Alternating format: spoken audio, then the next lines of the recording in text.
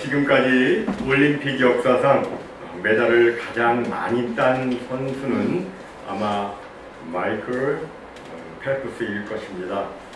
그는 2004년 아테네 올림픽으로부터 시작해가지고 2016년 리오데자네이루 올림픽에 이르기까지 금메달을 23개, 은메달 3개, 동메달 2개를 거머쥔 일명 수영계의 전설입니다. 그는 어린 나이에 ADHD 판정을 받고요. 이를 치료하기 위해서 수영을 했는데 하나님께서 주신 특별한 재능과 그의 끊임없는 노력의 결과로 수영 황제가 된 것입니다. 그런데 아무리 그러라 할지라도 그가 할 수 없는 게 있습니다. 그게 뭡니까? 그건 물 위로 걷는 겁니다. 사람이 물 위를 걷는 것은 중력의 지배를 초월하는 초자연적인 일이죠.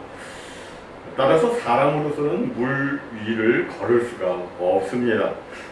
하지만 오늘 본문에 보면 우리 예수님께서 갈릴리 바다 위를 걸으신 내용이 나오고 있습니다. 오늘 본문은 이렇게 시작하죠. 예수께서 즉시 제자들을 재촉하사. 조금 전까지 예수님은 오병이어로 근 2만에 달하는 사람들을 먹이시는 기적을 행하셨습니다. 그런데 갑자기 제자들을 재촉하사 제자들로 하여금 벳세다 앞 건너편으로 가게 하셨습니다. 여러분, 왜 예수님께서는 오병이어 기적 후에 즉시 제자들을 재촉하셨을까요? 이에 대한 요한복음 6장의 기록을 보면 예수님의 그 놀라운 이적을 체험한 사람들이 예수님을 억지로 붙들어가지고 임금으로 삼으려 했기 때문이라고 이렇게 말씀하고 있습니다. 예수님께서 이 땅에 오신 목적은 왕이 되기 위해서 오신 것이 아니었죠. 온 인류의 죄를 대신 짊어지고 십자가에서 저주의 죽음을 당하여서 죄인들을 구원하는 것이었는데, 이와는 다르게 사람들이 예수님을 억지로 임금 삼으려 했기 때문에 예수님께서는 즉시 제자들을 재촉해서 벳세다 건너편으로 가게 하신 겁니다. 그리고 예수님은 따로 이제 산으로 기도하러 가셨다가 한참을 지나서 한밤중에 해변가로 내려오셨습니다. 그때 제자들은 갈릴리 바다 한가운데에서 심한 바람으로 고생을 하고 있었습니다. 예수님의 제자들 가운데 다수는 그곳 출신의 어부였습니다. 그들은 그 지역에 대해서 잘 알고 있었고 또 배에 대해서도 잘 알고 있었습니다. 충분한 기술과 경험이 있는 사람들이었습니다. 하지만 그 큰 풍랑 앞에서 그들의 경험과 지식은 아무런 소용이 없었습니다. 거센 풍랑에서 벗어나기 위해서 힘써 노를 저으며 갖은 애를 써보았지만 아무런 진전도 아무런 변화도 나타나지 않았습니다. 그렇게 막 한참을 고생하고 있는데 저 멀리서 누군가 물 위로 걸어옵니다. 제자들은 예수님이라고는 꿈에도 생각하지 못하고 바다 유령이 왔나 보다, 우리말로 물귀신이 왔나 보다, 이젠 우린 죽게 생겼다, 이렇게 생각하면서 두려워했습니다. 그때 예수님께서는 오시면서 제자들에게 말씀하십니다. 안심하라, 내니 두려워하지 말라, 나니까 두려워하지 마, 이렇게 말씀하시고 이제 배에 오르셨습니다. 그랬더니 이 바람이 아주 잔잔하게 된 겁니다. 이를 본 제자들이 얼마나 놀랐을까요? 그래서 심히 놀랐는데, 그런데 마가는 특이하게도 그 다음에다가 이런 기록을 덧붙이고 있습니다. 이는 그들이 그 떡 떼시던 일을 깨닫지 못하고 도리어 그 마음이 둔하여졌음이로라. 무슨 이야기입니까? 그때까지도 제자들은 예수님이 정말 누구신지를 알지 못했다는 겁니다. 마치 오늘날 사람들이 교회를 다니며 예수님에 대한 이야기를 많이 듣곤 하지만 정작 예수님이 누구신지 잘 알지 못하는 것처럼 예수님의 제자들도 예수님께서 그때까지 수많은 병자들을 고쳐주시고 회당장 야이로의 딸을 살려주시고 또 귀신을 쫓아내시고 오병이어 이적 행하는 것을 제자들이 보면서도 마음이 둔해서 이 예수님이 정말 누구신지를 알지 못했다는 거예요. 여러분, 우리 예수님은 누구십니까? 우리 예수님은 하나님의 아들 그리스도, 곧 육신을 입고 이 땅에 오신 하나님이십니다. 예수님은 말씀이 육신이 되어서 우리 가운데 거하신 전능하신 하나님이십니다. 그러시기에 예수님은 오병이어 기적도 행하실 수가 있는 것이고 또 중력을 초월해서 물 위를 걷는 초자연적인 일도 행하실 수가 있는 겁니다. 그렇다면 여러분, 하나님의 아들 예수 그리스도께서 바다 위를 걸으시고 이 바다를 잔잔케 하셨다는 이 말씀은 도대체 오늘을 사는 우리들에게 어떤 의미가 있는 것입니까? 그것은 바로 오늘날에도 인생의 거친 파도와 힘겹게 싸우고 있는 모든 사람들에게 예수님이 바로 소망이 되시고 예수님이 능력이 되시고 예수님이 해결자 되신다는 것을 보여주고 있는 겁니다. 사실 인생의 고난은 예외가 없이 누구에게나 닥쳐옵니다. 기술이 있고 경험이 많은 노련한 어부들이라고 풍랑이 비껴가지 않습니다. 초보자라고 봐주지 않습니다. 초보자에게도 베테랑에게도 바람은 사정없이 불어옵니다. 고난은 예외 없이 모든 시대 모든 사람 누구에게나 임합니다. 또한 인생의 풍파 고난은 예고가 없습니다. 지금 예자로 시작하고 있어요. 앞에서는 예외, 이번에는 예고예요. 예고가 없어요. 이 갈릴리 바다는 아주 특이한 지형 때문에 풍랑을 전혀 예측할 수가 없습니다. 언제 바람이 불지 알 수가 없습니다. 그런데 우리 인생에도 어느 날 갑자기 전혀 생각지도 않은 때에 고난이 찾아옵니다. 조금이라도 힌트만 주면 큰 어려움에 빠지지 않을 수 있을 텐데 전혀 그런 것이 없어요. 고난은 그냥 예고 없이 찾아옵니다. 그리고 또 인생의 풍파 고난은 예수님을 잘 믿는데도 닥쳐옵니다. 고난은 신앙생활을 잘해도 닥쳐옵니다. 오늘 본문에 보면 제자들이 항의한 것은 순전히 예수님 말씀 때문이었습니다. 예수님이 말씀하셨기 때문에 제자들은 배를 타고 앞서 건너편으로 출발한 겁니다. 그런데도 고난이 왔어요. 여기서 우리는 이런 의문을 가질 수가 있습니다. 아니, 예수님 말씀대로 했는데 왜 어려움이 오지? 왜 고난이 오지? 이런 생각이 들 수가 있습니다. 사람들은 흔히 이런 생각을 합니다. 예수 잘 믿으면 고난이 없을 것이다. 또는 고난을 당하는 것은 무슨 나쁜 죄를 지어서 그런 것이다. 물론 그럴 때도 있습니다. 예수 잘 믿으면 일단 하나님의 말씀대로 사니까 죄를 멀리하게 되고 그래서 죄 때문에 받는 고난은 피하게 됩니다.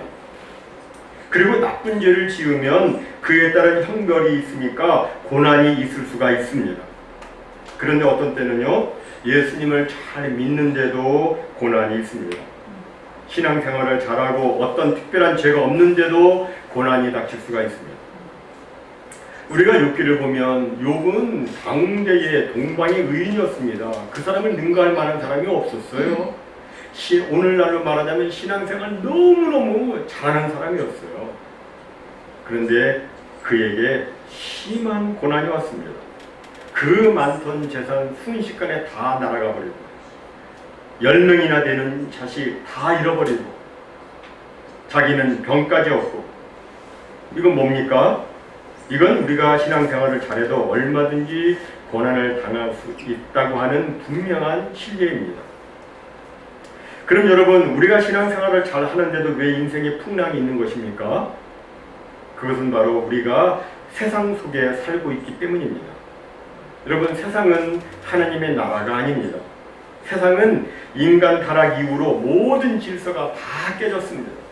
영적인 질서, 자연적인 질서, 하나님과의 관계는 물론이고 땅에서는 엉겅퀴가 나고 사회적인 질서, 인간적인 관계, 모든 질서가 다 깨졌습니다.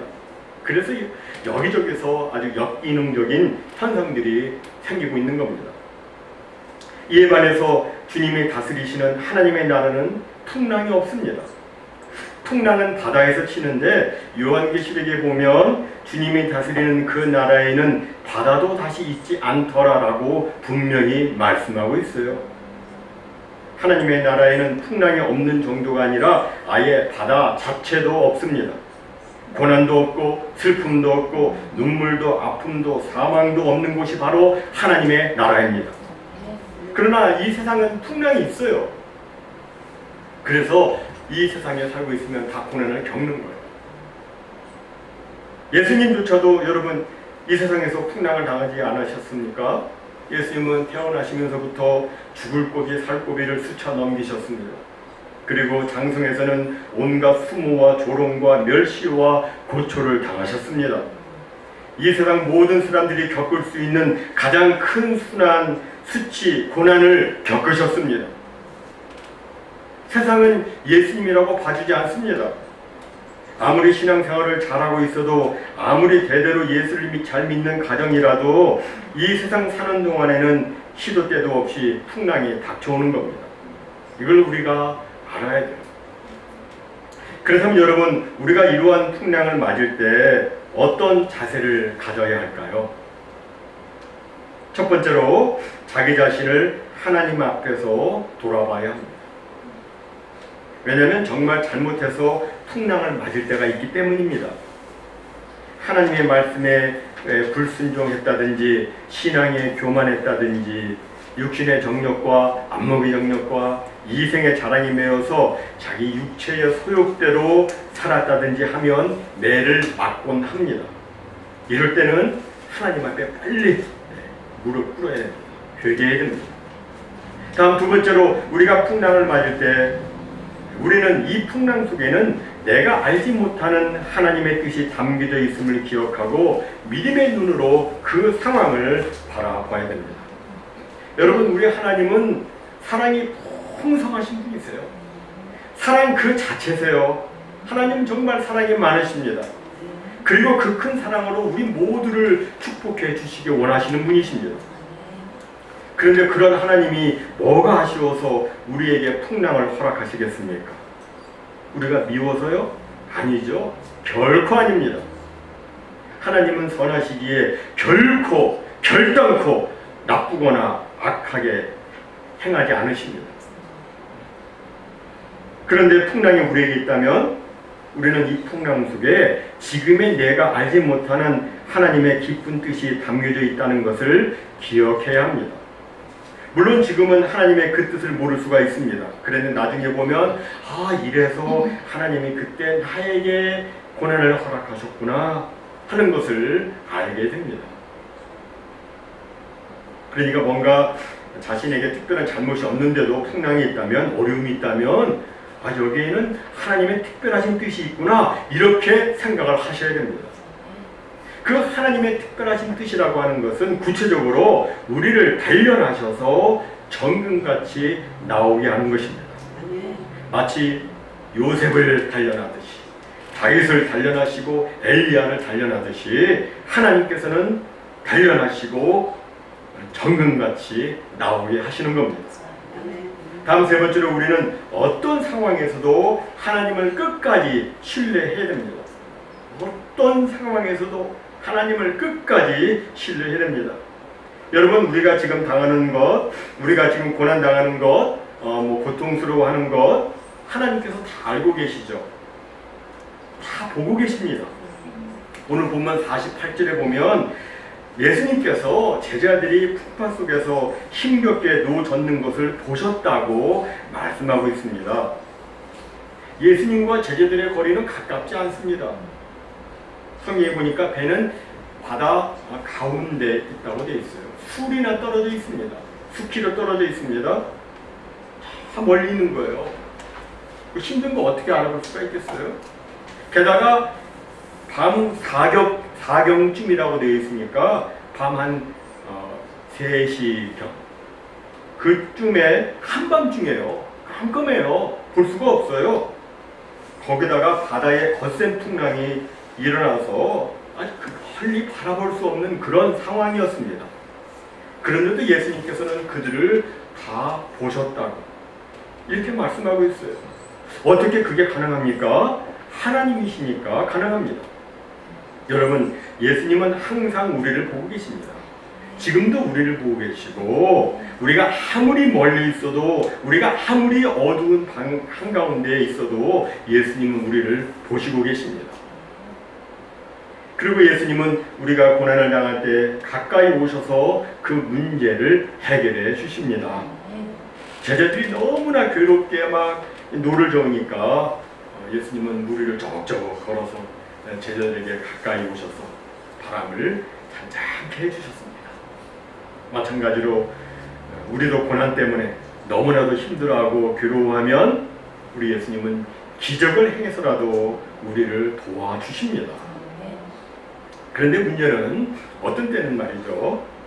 우리가 아무리 힘들어해도 노를 괴롭게 젓는 정도가 아니라 배가 뒤집혀서 죽게 될 상황인데도 주님께서는 아무런 반응도 보이지 않으실 때가 있습니다. 그럴 때가 있어요.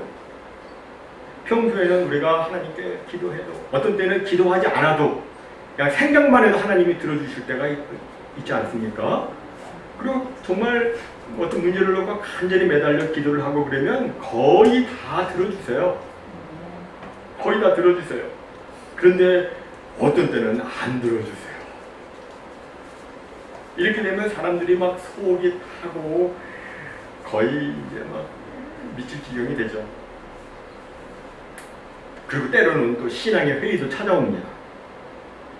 하나님이 정말 살아계신가? 이런 생각이 들기도 하고 또 하나님을 원망하기도 하고 하나님에 대해서 좋지 않은 감정들을 갖기도 합니다. 여러분, 이런 상황이 되면 어떻게 됩니까? 그래도 하나님을 신뢰해야 됩니다. 그래도 하나님을 신뢰해야 돼요.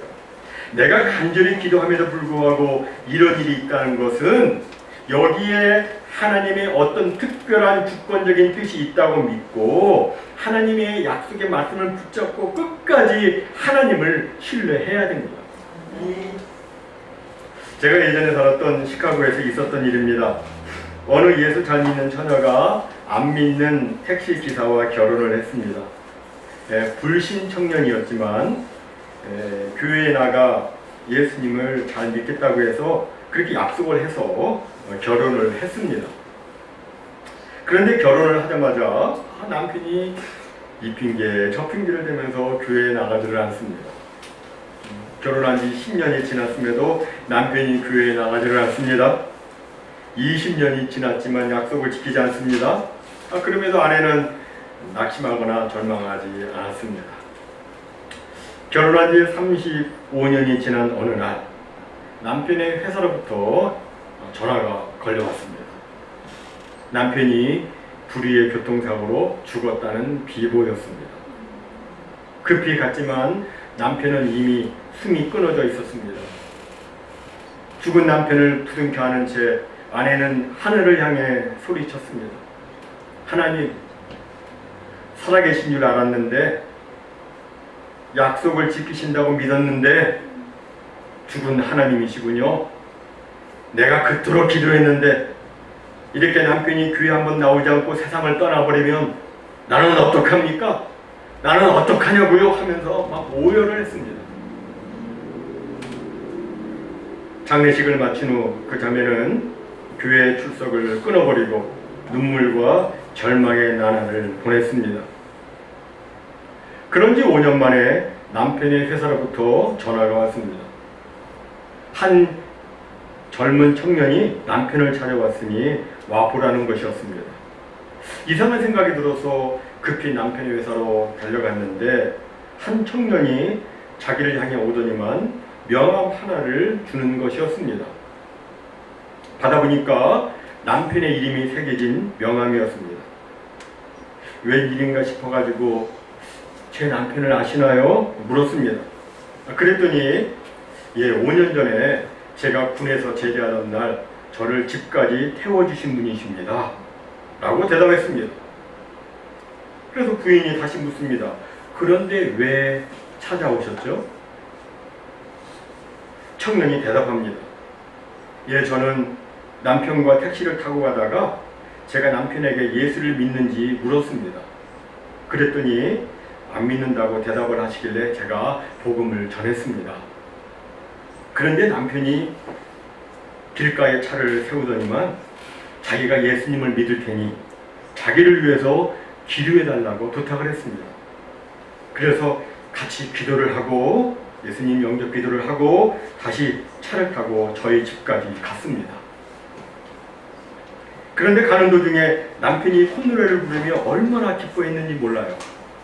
오늘 집에 가서 아내한테 나 이젠 예수 믿으니까 다음 주부터 교회 같이 가자고 하면 아내가 얼마나 기뻐할까 그러면서 콧노래를 부르면서 차를 운전했습니다.